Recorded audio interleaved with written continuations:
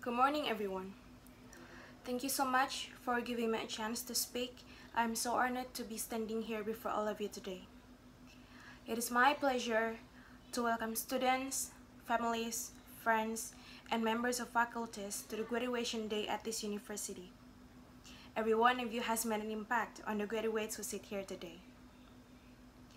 I honestly really don't know about what should I offer you to prepare the so-called real world, but I did some research and found that all commencement speakers can do is to suggest one or two things that they believe really matters.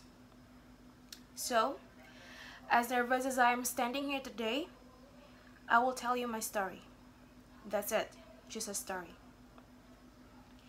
The story that I'm about to tell isn't very much different from the typical commencement story, which is about dream and success. When I was younger, I used to dream about my future and what kind of successful life that I wanted to have. But I stopped.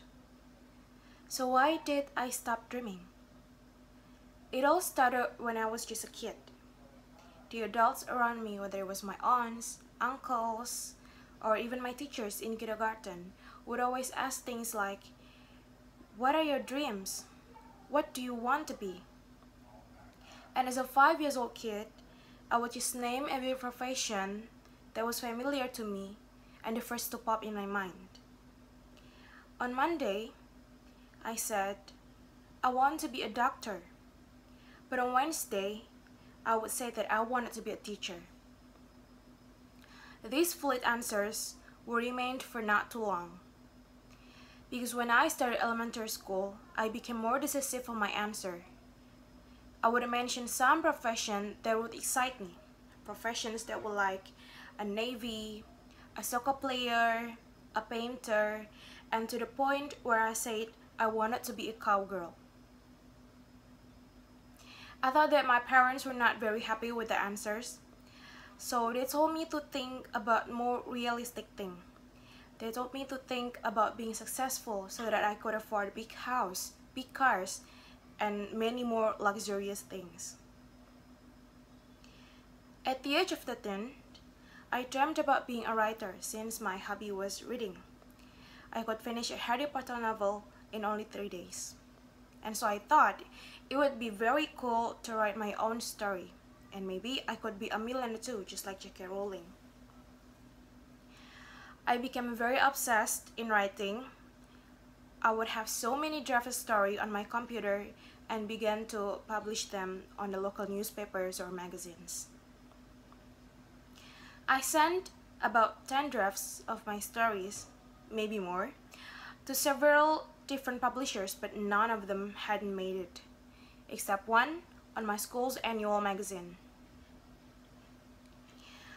After that, I became very upset of myself, thinking that I was failing making my way to become a famous writer, thinking that I would never be as rich as J.K. Rowling, and that I would never afford those luxurious things.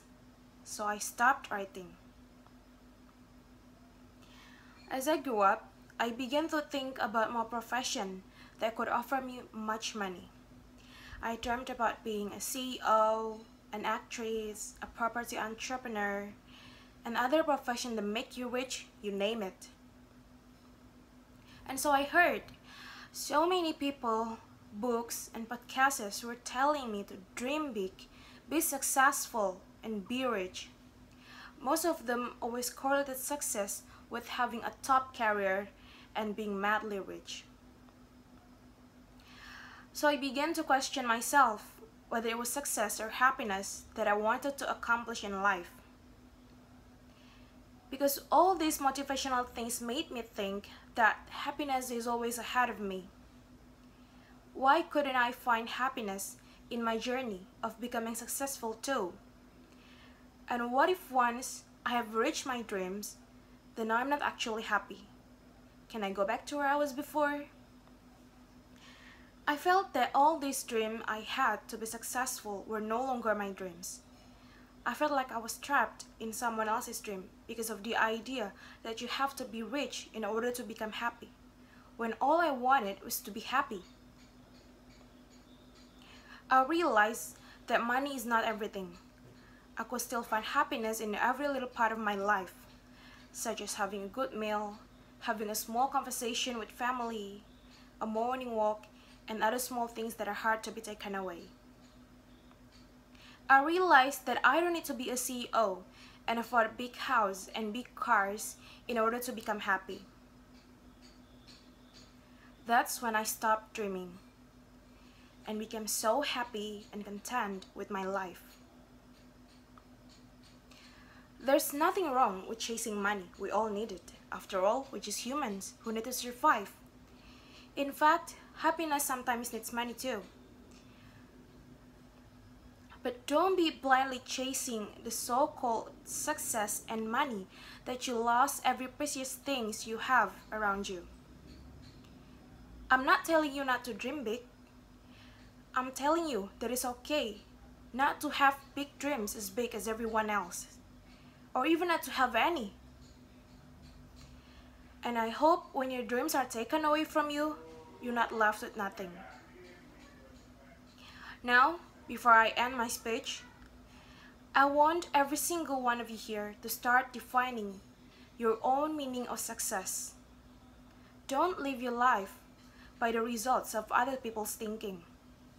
Life is so much more than chasing your dream and being success and rich. Lastly, don't dream if you're just going to be trapped in someone else's dream. Thank you.